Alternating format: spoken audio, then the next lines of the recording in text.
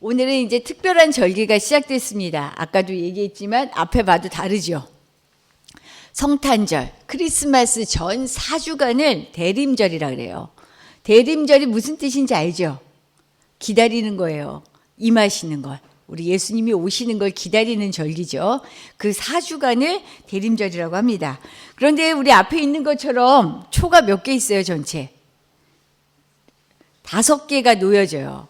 그래서 대림절 기간 동안에 초를 하나씩 켭니다. 그리고 마지막 성탄절, 예수님이 나실 때 가운데 있는 초를 켜게 되죠. 그런데 이 초를 그냥 켜는 게 아니에요. 사실은 이 초마다 의미가 있어요. 대림절의 초가 가지는 의미는 4가지를 얘기하면, 대림절 첫째 주부터 4번째 주까지 얘기하면 소망, 평화, 기쁨, 사랑, 이걸 상징한다 그래요. 뭐 이거 다 좋은 말만 해놓은 것 같아요. 그렇죠? 예, 우리 첫 번째는 소망의 예수님을 지금 기다리면서 켜놓은 초예요. 소망.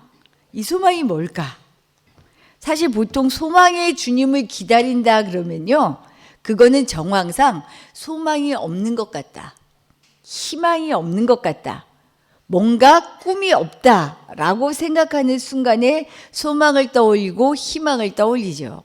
그래서 우리 예수님이 소망의 예수님으로 오셨다라는 건요, 세상에서 너무 지치고 힘든 거예요. 살 소망이 없다라고 얘기하잖아요. 이런 사람들에게 우리 예수님께서 아니야, 사는 게 얼마나 힘이 나는 일인데, 사는 거 그렇게 지치는 일 아니야. 왜 그렇게 힘들어해? 왜 피곤해? 왜 좌절해? 그러면서 우리에게 새로운 힘으로 오시는 주님, 그 주님을 기다리는 게 소망이에요. 우리 친구들, 우리 여러분들 사는 게 재미있어요? 지금 표정으로 봐서는 세상 재미없어. 세상 힘들어요. 아, 죽을 것 같아요? 가끔 TV에서 모르겠어요. 나도 그만한 자녀들을 키우고 있어서 그러고 우리 친구들을 늘 만나고 있어서 그러나 봐요. 연예인들 중에 젊은 친구들이 스스로 목숨을 끊었다 그러면요, 막 가슴이 무너지는 것 같아요. 아, 또 왜 그러지? 또 이 친구는 지옥을 살다가 가는구나. 어떡하지? 그러니까 마음에 얼마나 지옥 같았으면 스스로 목숨을 끊었겠어요. 근데 생각해 보면 우리 친구들도 다 그런 경험들이 있을 거예요. 그렇죠? 어리다고 예외가 아니더라고요. 나도 생각해 보면 아주 어린 시절에도 이게 지나갈까 하는 일들이 있잖아요. 그런데 이 대림절은요, 그런 의미에서 정말 소망이야. 이 대림절은 그런 의미에서요, 예수님이 그런 사람의 마음에, 그런 사람 앞에, 그런 사람의 삶에 찾아오시는 것이 바로 이 소망의 예수님이에요. 오늘 말씀을 통해 우리 친구들이 이 소망의 예수님을 진짜 꼭 만날 수 있는 시간 되기를 바랍니다. 오늘 본문은요, 우리를 죄에서 구원하시는 예수님, 그리고 늘 우리와 함께 하시는 임마누엘, 아기 예수님이 이 땅에 오실 것이다 라는 것을 예고하는 이야기예요. 그런데 오늘 본문 바로 앞에 보면요, 마태복음의 1장 1절부터 그 앞절을 보면요, 그 얘기가 아니에요. 뭐냐면 예수님이 오실 건데, 그거는 이제 18절부터 얘기한 거고요. 앞에는 예수님의 족보가 나옵니다. 족보. 예, 그러니까 예수님 나시니까 뭐 족보가 나오는 거, 뭐 별로 그렇게 엉뚱한 얘기는, 생뚱맞은 이야기는 아닌 것 같아요. 근데 이 족보를 보면요, 약간 당혹스러운 이름들이 나와요. 뭐냐? 우리나라도 마찬가지예요. 지금은 이제 바뀌었어요. 족보에 여자의 이름이 들어가게요, 안 들어가게요, 원래? 안 들어갑니다. 대를 잇는 건 아들이라고 누누이 들어왔잖아요. 그래서 옛날에 아들 못 낳으면 얼마나 힘들었는데요. 저희 어머니요, 딸 넷 낳고, 제 동생 아들 기어이 낳으셨어요. 그런데도 저희 큰언니가요, 처음 결혼해갖고 처음 딸을 낳았어요. 그랬더니 병원을 안 가셔요. 딸을 보러 못 가시는 거예요. 뭐냐면 나 닮아서 또 딸 낳았다 그럴까 봐 못 간대요. 우리가 얼마나 그 엄마가 안쓰럽고 안타깝든지.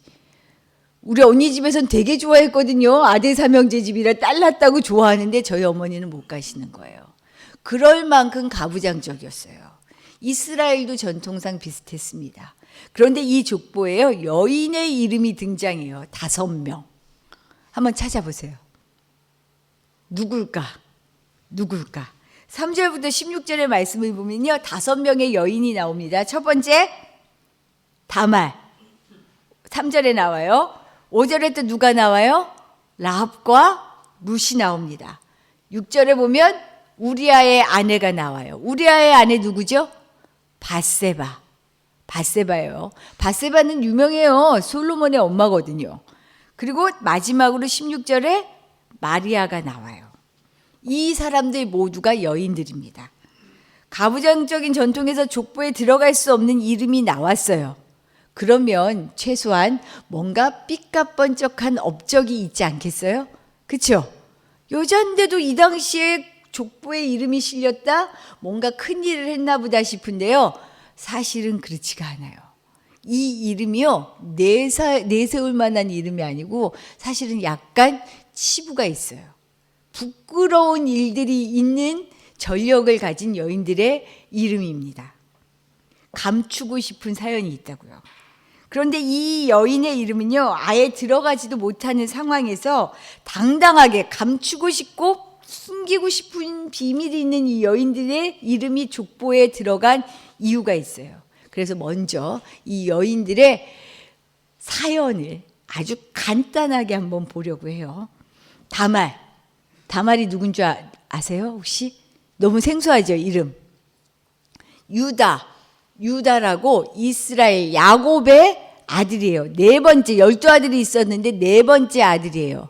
이 유다가 얼마나 거창한 나중에 이름으로 바뀌냐면요, 이스라엘 백성들을 그냥 유다인이라고 불렀어요.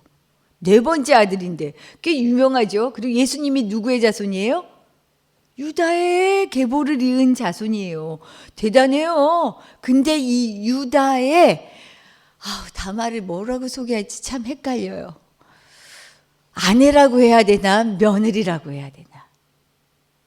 상황이 그렇게 됐어요. 이쯤 되면 대충 눈치가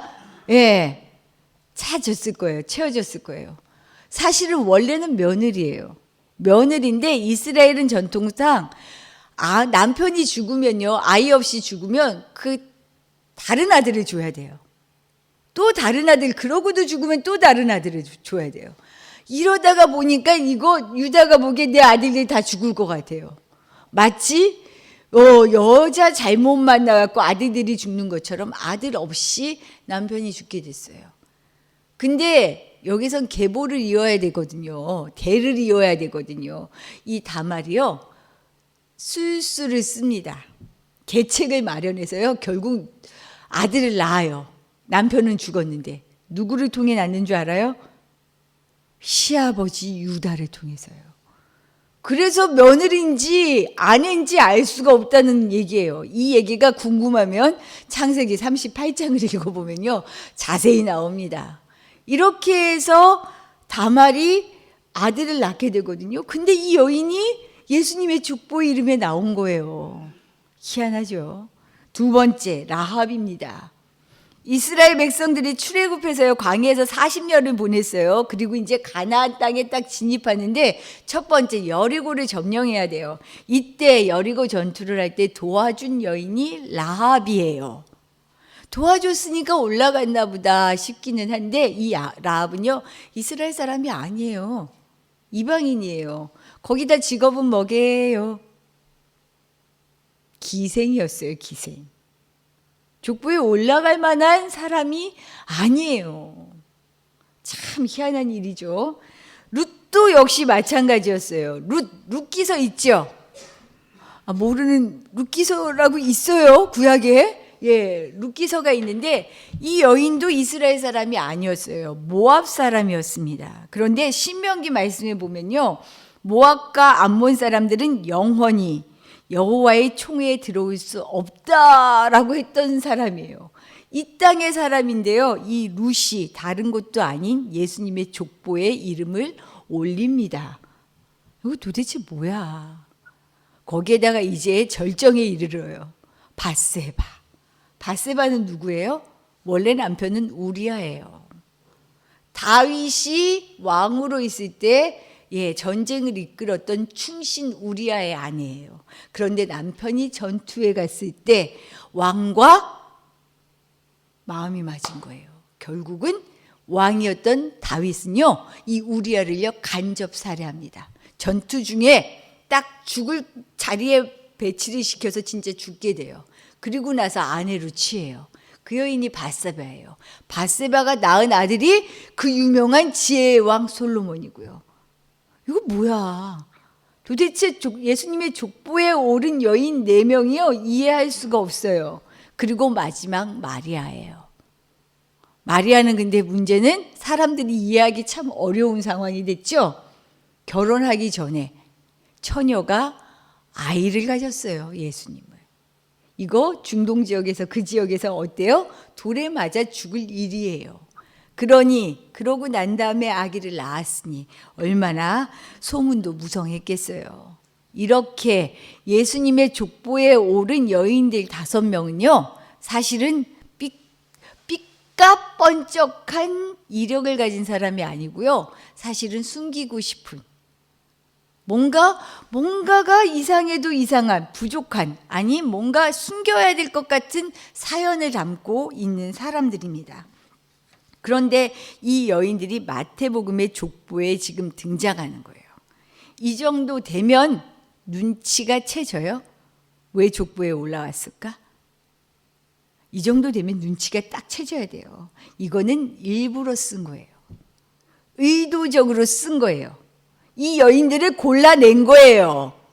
예수님이 왜 이 땅에 오셨는지를 분명하게 나타내고자 하는 의도가 있는 거예요.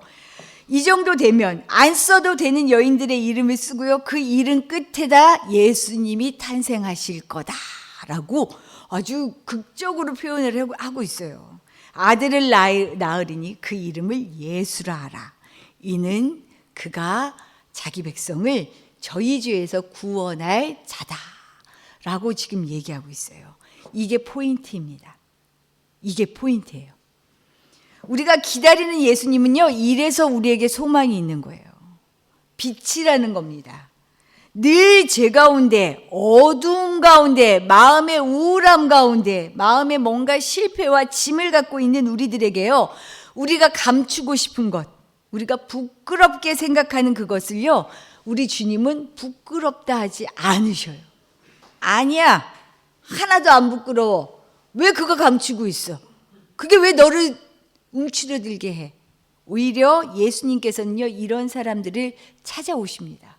그리고 싸매 주시고 고쳐 주시는 거죠. 이렇게 우리의 삶의 끝에는 항상 주님이 계시는 거예요. 족보의 끝에 예수님이 오실 것이다, 예수님의 이름을 붙여놓은 것처럼요, 우리의 삶에 숨기고 싶고 감추고 싶고 상처투성이고 정말 부끄러운 이 모든 우리의 어두운 그늘 밑에 우리 예수님이 바로 이름을 떡하니 붙이고 계시며 내가 늘 너와 함께한다라고 임마누엘로 찾아와 주신 거죠. 우리 친구들은 뭘 감추고 싶어요? 감추고 싶은 상처가 있어요? 아픔이 있어요? 드러내고 싶지 않은 것들이 있어요? 나는 이 설교를 하려고 꿈을 꾼 것 같아요. 지난 주간에 꿈을 꿨는데 생뚱맞은 꿈을 꿨어요. 저는 성격이 약간 밝은 축에 들어가는 것 같아요. 그래서 친구들하고 크게 어려움 없이, 그리고 약간 어떻게 보면은 막 주도적으로 친구들하고 앞장서서 잘 지냈던 편이에요. 친구들 사이에서 왕따나 뭐 이런 어려움을 크게 겪어보지 않았는데 꿈에서 겪은 거예요. 이번 주간에.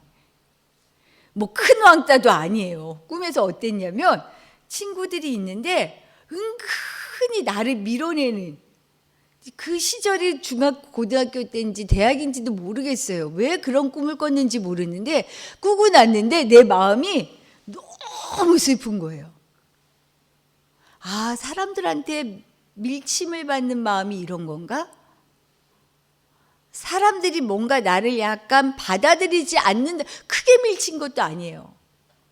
이렇게 그런 게 이런 마음일까 하는데 우리 진짜 친구들이 쏙 마음에 들어오는 거예요. 야, 친구들이 많지 않고 가까이 하기 어렵고 뭔가 이런 아픔을 갖고 있는 친구들의 마음은 어떨까 하는데, 와, 사는 게 정말 너무너무 힘들겠구나라는 생각을 그 꿈을 꾸고 나서 그냥 잠깐이지만 쑥 했어요. 우리 친구들은 어떤 마음으로 살아가고 있어요? 어떤 아픔이 있어요? 여기저기 말하지 못하는 핥혀진 상처들이 있지요. 근데 이게 기회예요.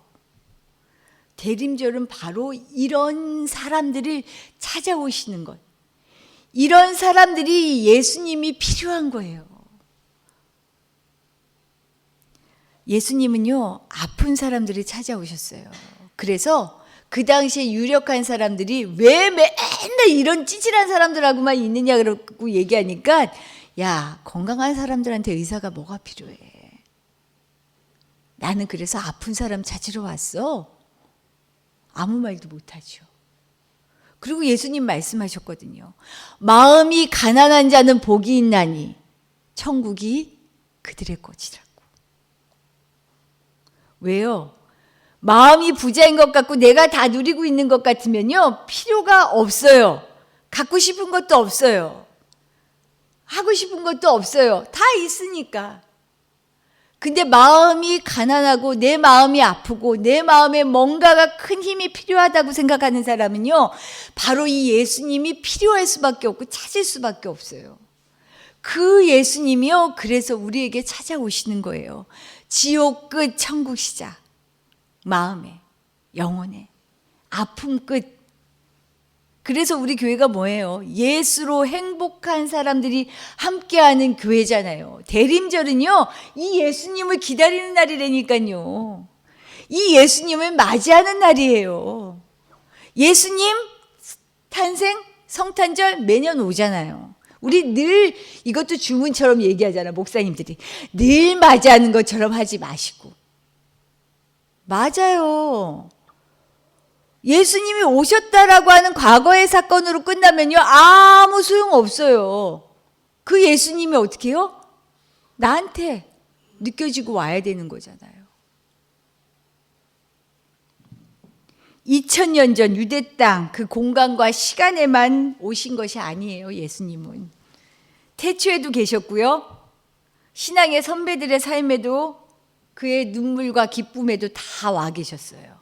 그 예수님은요, 지금 이 순간 우리의 아픔 가운데도 우리의 기쁨 가운데도 찾아오신다는 말이에요. 이렇게 우리를 찾아오시는 하나님의 은혜로 우리가 구원을 얻습니다. 그런데 이 구원은요, 얻으려면요, 이 찾아오시는 예수님을 팍 캐치해야 돼요. 맞아들일 수 있어야 돼요. 제가 웬만하면은 난 이제 신비주의가 하나도 없는 것 같아요. 우리 집안 얘기를 너무 많이 했어. 근데 내가 오늘 연애담을 하나 얘기할게요.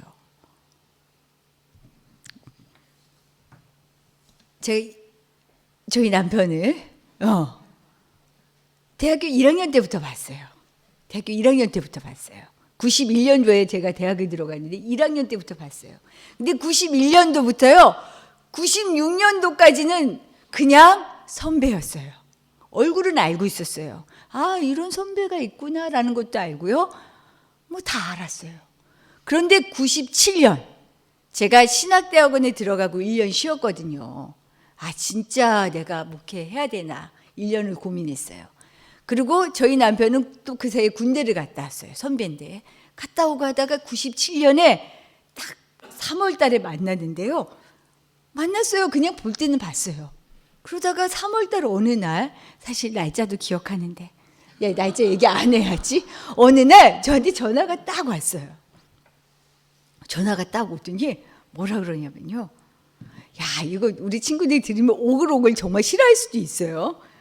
근데 저한테 딱 전화로 뭐라 그러냐면, 희정아, 내가 요즘 너 때문에 잠이 안 와. 하죠. 이래야 되는데 싫은 사람이 얘기하면 이래야 되잖아요. 근데 문제는 내가 그 전화를 딱 받는데 그 얘기를 듣는데요. 내 가슴이 쿵쾅쿵쾅 뛰는 거예요. 이게 웬일이야. 이전에는 그렇게 뛰던 사람이 아니에요. 늘 봐왔는데 하나도 쿵쾅쿵쾅 뛰지 않았어요. 그랬는데 쿵쾅쿵쾅 뛰는 거예요. 그러면서 어떻게 됐겠어요? 그해 11월에 결혼했어요. 너무 좋은 거예요. 여기에 이게 뭘까요? 이전까지 6년의 시간 동안은 늘 봐오던 사람이에요. 늘 마주치던 사람이에요. 근데 나에게 아무런 의미가 없었어요. 그런데 어느 순간 나에게 의미로 다가온 거죠. 우리 늘 예배드리고 있어요. 늘 성탄절 맞이하고 있어요. 그런데 이 예수님이요, 성경 속에 갇혀진 예수님이면 나하고 아무런 상관이 없어요. 성탄절을 영어로 뭐라고 부르게요?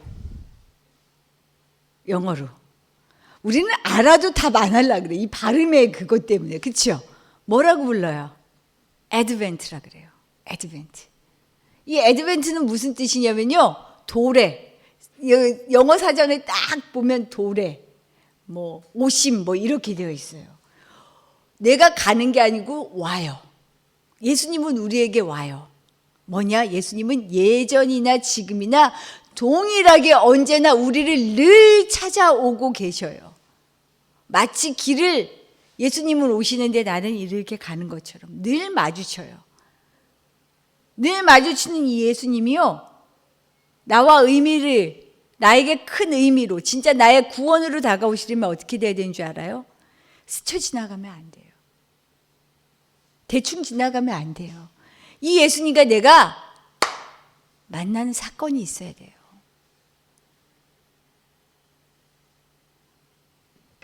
주님 앞에 날 늘 찾아오시는 이 주님, 내가 나아가지도 않는데 늘 나에게 다가오시는 주님, 이 주님 언제까지 그냥 스쳐 지나갈 셈이에요? 예배 드리는 것으로 끝? 부모님 때문에 나오는 것으로 끝? 내가 필요할 때만 찾아지는 것으로 끝? 우리 손해야. 이 예수님이 어떤 분인데 내가 가장 힘든 순간에 늘 절망을 살아가는 우리에게, 늘 아파하는 우리에게 와서 싸매 주시고 치료해 주시고 늘 함께 해주시는 이 주님, 이제는 그 주님을 내가 맞이할 때가 됐어요. 이 대림절이 그런 시간으로 채워질 수 있기를 간절히 바랍니다. 주님은요, 여전히 오고 계셔요. 여전히 발을 우리를 향하여 나오고 계셔요. 이제 우리가 그 주님을 향하여 나아갑시다. 그리고 맞아드립시다. 주님의 말소리에 야, 내가 여기 있다라고 할 때요, 주님 너무 좋아요 하고 쿵쾅쿵쾅 걸리는 그 떨림이 있었으면 좋겠어요. 주님 없으면 나 못 살 것 같아요. 주님으로 내가 좀 힘을 얻었으면 좋겠어요. 주님 때문에 우리 학생들은 이렇게 기도해도 돼요. 주님 때문에요, 내가 이 진짜 지긋지긋한 시험도 힘내서 할 수 있을 것 같아요. 나한테 힘 좀 주세요. 이렇게 만나지기를 바라요. 이렇게 만나면 궁극적으로는 우리 주님이 어떻게 하신 줄 알아요? 내가 필요한 것만을 요구했죠? 그걸로 끝나지 않아요. 진짜 이 땅에서 자유하게 사는 법. 이 땅의 그 많은 고통과 어려움 가운데서도요, 내 마음이 평안하게 살 수 있는 것. 그래서 진짜 예수 만난 행복이 뭔지를 알게 하시는 분, 이분이 바로 우리 예수님, 임마누엘 예수님이라는 거죠. 이 대림절 기간 이 주님과 딱 하고 눈이 맞는 시간 되기를 바랍니다. 설교를 들으면서요, 가슴이 쿵쾅쿵쾅 좀 뛰었으면 좋겠어요. 그런 설레임과 그런 기대로 우리 기다려지는 대림절 첫째 주, 소망의 빛으로 오신 예수님 꼭 마주하는 우리 원주 함께하는 교회 모든 식구들이 되시기를 축복합니다. 기도드릴게요.